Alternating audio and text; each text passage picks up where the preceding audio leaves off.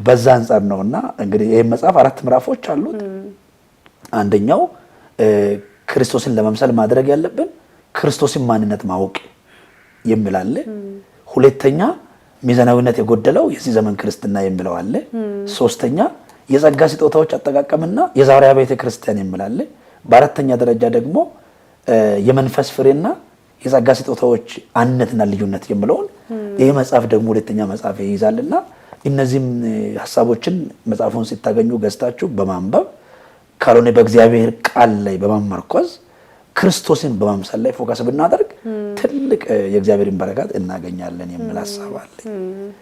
ያ በርግጥ የብዙዎቻችን ችግር ነው ብዬ አስባለሁ። እኛ አይደለ እውነተኝነት ያ በጣም ከባድ ነው። እንግዲህ እግዚአብሔር ይርዳን እያለን በህይወት ደግሞ የተገለጠ ኑሮ የተገለጠ ክርስትናን ይዞ መሄድ ትልቅ እድል ነው። እንደው ከዚህ ጋር ተያይዞ በጠቀስከው ዘመናዊነትን አንስተሃል። ቤተክርስቲያን እንግዲህ ዘመናዊነት በራሱ ክፉ አይደለም፣ ጥሩ ነው። ቤተክርስቲያን ግን ወይም በዚህ ዘመን ደግሞ ያለን ክርስቲያኖች ወይም ቤተክርስቲያን ለሚቀጥለው ጄኔሬሽን ወንጌል እንዴት እናድርስ የሚለውን ነገር ስታስብ ቴክኖሎጂው ዘመኗል። በዘመናው ቴክኖሎጂ መጠቀም ኃጢአት አይደለም። ቤተክርስቲያን ግን እንዴት አድርጋ ከዘመናዊነት ጋር እንዴት አድርጋ ራሷን ማስኬድ አለባት፣ እንዴት አድርጋ መሄድ መቻል አለባት የሚለውን ነገር እናነሳለን ማለት ነው። በሁለተኛ ደረጃ ደግሞ እንደው ሚዛናዊነት የጎደለው ዘመናዊነት ወይም ደግሞ አሁን ሚዛናዊነት የጎደለው ዘመናዊነትን አጠቃቀም ካለ ቤተክርስቲያን ውስጥ ምን አይነት ነው? ወሏታል ወይ ማለት እንችላለን ወይ? አሁን ቤተክርስቲያን ጥሩ ሐሳብ ነው። እታችን ሰብለ ጌታ ይባርክሽ። ምዕራፍ 2 ነው የጠየቅሽኝ። እንግዲህ ከጊዜያችን መንጻር ምዕራፍ 2 ላይ ሚዛናዊነት የጎደለው የዚህ ዘመን ክርስትና የሚለው ነው።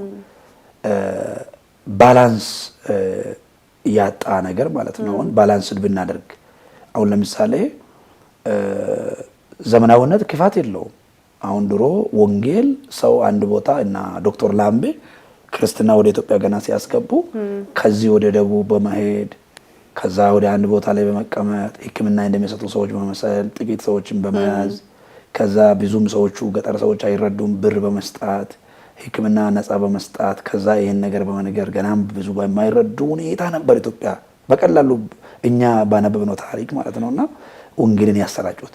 አሁንስ በዓለም ሁሉ ላይ ላለው ህዝብ አንድ ቦታ ተቀምጠሽ ወንጌል ትሰብካለሽ፣ ክርስቶስን ትናገራለሽ። ልብሽ ላይ ያለውን ራእይ ሩቅ ሳትሄጂ ድሮ እንግዲህ ፕሮግራም ሲያዝ መድረክ ሲታገኝ ነው። አሁን መድረክ እዚህ ቁጭ ብለን ዓለም ላይ እናደርሳለን። ቴክኖሎጂ ትልቅ ጥቅም አለው ለወንጌል አገልግሎት። ጌታ ኢየሱስ ሲናገር እኔ ከኔ የበለጠውን ታደርጋላችሁ አላቸው አይደለ? ይሄ ነው ጌታ ኢየሱስ እየሄዳ ነው ያገለገለው። ተራራውን ምድረባዳውን እየተጓዘ ነው ያገለገለው። እኛስ እዚህ ቁጭ ብለን አንዴው ዓለም ሁሉ ወንጌል እንዲሰማ አድርገናል። ከኔ የበለጠውን ያለው እኮ ኢየሱስ ያላገለገለ አገልግሎት የለም። ሬሳ ቢያስነሳ አስነስቷል፣ ታምራት አድርጓል፣ የማይሆነውን ሁሉ አድርጓል፣ ሞትን አሸንፎ ተነስቷል። ከዚህ የሚበልጠው ማንም አያደርግም። ከኔ የበለጠውን ያለው አገልግሎት ነው አንዱ።